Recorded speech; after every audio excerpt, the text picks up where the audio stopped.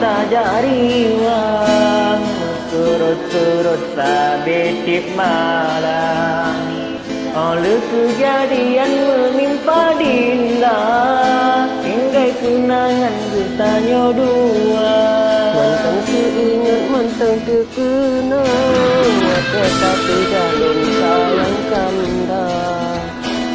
Terakhir long dengar yang kata pegang, dalam lumung dan kata kalupa, dalam lumung dan kata kalupa.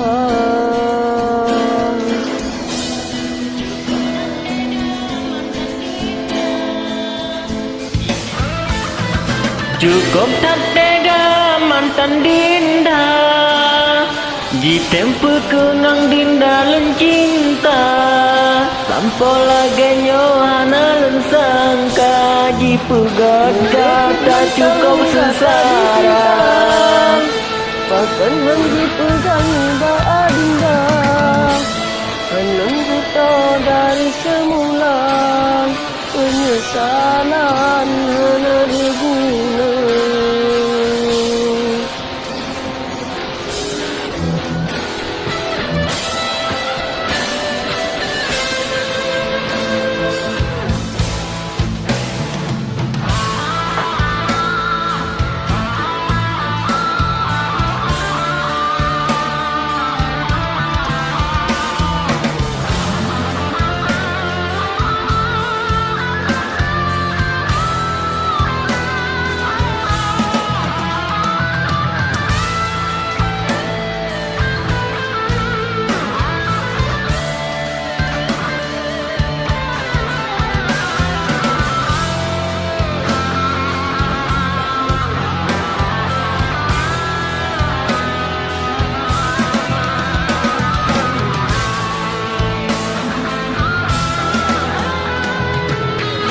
Sayang bilang sayang tak kata inohana le saja doa len kirim oleh sembahyang yang jalan putra mantan Dinda, yang jalan putra Dinda tak sampai lagi nyohana long sangka di pegat kata cukup sesara.